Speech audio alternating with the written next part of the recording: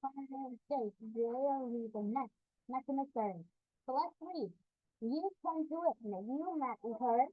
Just think about Angel's face when he sees elephants again for the first time in months. You think about how happy you'll be to have an axle slithering your arm to your neck again. We're so close. At the mention of his little brother and the missing animals, Mickey sat up a little straighter, looking less defeated than before. You're all right, he said. You're closer. I can feel it.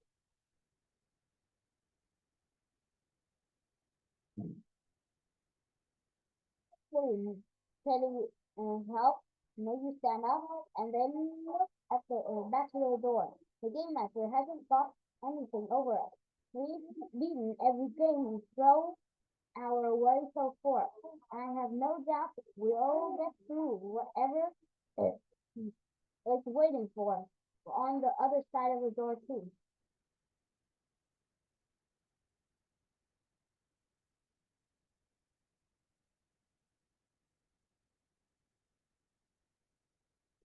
Okay, maybe say with a nod. Here goes nothing.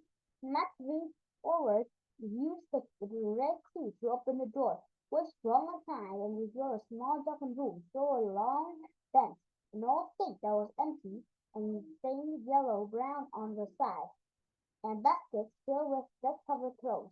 A filthy jacket hung from a hook on the wall. It's a mud room, Max said as they stared from the inside.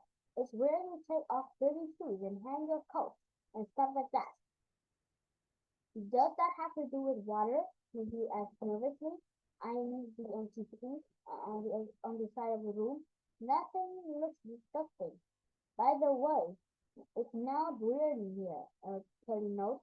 He twinkled nose at the musty tiles across the threshold of the door. Yeah, Meadowsweet, I think we'll be keeping my shoes on, thanks. The three laughed nervously, with everyone avoiding taking the first step inside.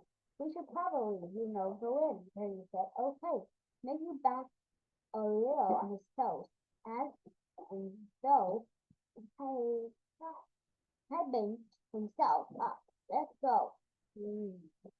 Matt counted down backwards from five, and they all went at the same time through the door.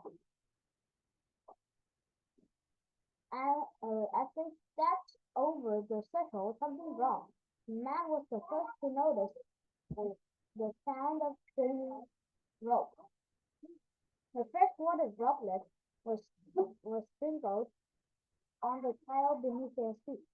What was he started to say stuff and maybe at a exact moment as a huge wave of muddy water poured over their head. The cold shock of water made Matt freeze in place. He saw the maybe do the same at his side. The water continued to pour over them, and showing no sign of stopping. And for one tiny moment, Matt felt like he was going to run out of breath. He reached over to grab Maggie's arm, hoping that his friend wouldn't freak out even more than he was right now. Suddenly, as he started, the water stopped, and his three friends were shivering and sputtering in complete shock. The overturned buckets hanging upside down over them, knocking against the doorframe over and over, interrupting into stimulating screams. Maybe Matt, mm, maybe, maybe Matt and Tilly moved forward into the house. They darted through a dark hallway. Matt almost tripped over his own feet before he turned the corner and almost ran directly into someone who was standing in the living room. Bet, Matt gasped, dribbling all over the carpet. Teddy and Minnie come to a stop behind him in the same condition. We found you, Erica stared and soft, her mouth open as she took in the sight of them covered in water and mud. Behind her, Frankie with their um, with their hands cover their mouth. Danny was filming them with raised eyebrows. So, so I figured you all had run-ins to do master as well. Now, Danny kind of asked, breaking the silence. We've been through some stuff in here, but it looks like we might have been through even a bit more. At the word of his friend, Miggy burst out laughing, teasing as he brought his hand over his stomach while try to stop. This made the killing giggle, then Matt. The three laughed harder and harder as Becca and the others looked on amused look on their friends. Sorry, maybe finally managed as he started to quiet down. Well, at least I can say I face my fear now. I don't have to worry about any of the other speakers that try to drown me. We found personalized clues too, but the ants freaking up at the mention, so we did. So did we. Matt shivered at the chilly darkness of the living room, looking around at the old decor and scowling stains of the carpet. Oh, sorry,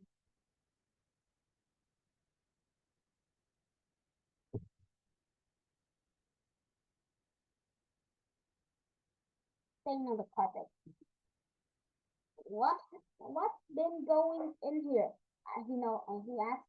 Noticed for the first time that Becca, Danny, and Frankie's clothes all rumbled and dusty, and was that chocolate on the front of their shirt. Now it was. Becca started to laugh. Quite a bit, she said. Let's start at the beginning. So what happened? Out at the back door, Becca asked Matt, still shocked at the sight of him and Maggie, Kenny and Maggie. Now that the arena of getting cold water dumped on them was wearing off, and Matt's group didn't look like they wanted to laugh anymore. Matt felt bad for them. It must be miserable to be so wet on the clothes. Also, considering the fact that the water had been filthy, he was willing to bet that Katie and Matt maybe would have given anything for a hot shower and a clean pair of pajamas and to be in their own homes. At first, it looked like there wasn't much to be seen. Matt started. He made his way slowly around the living room to check out other stuff in it. Looking at the stuff in the stuff at the big red stains on the floor. Just some dirt and weeds. But then the weeds turned into a form of a ragweed.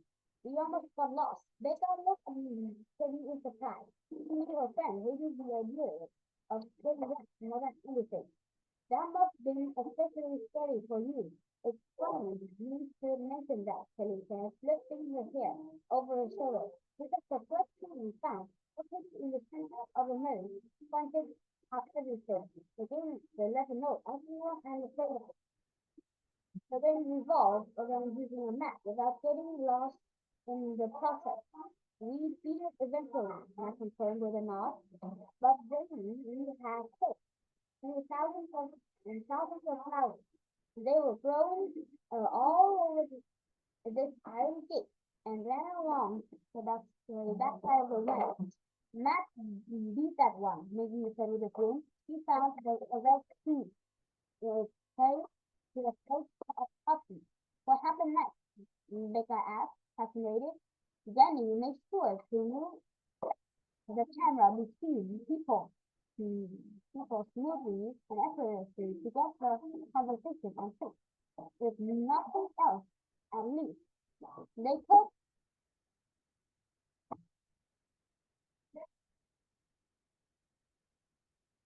be for sure that this was going to make for a spooky, exciting documentary.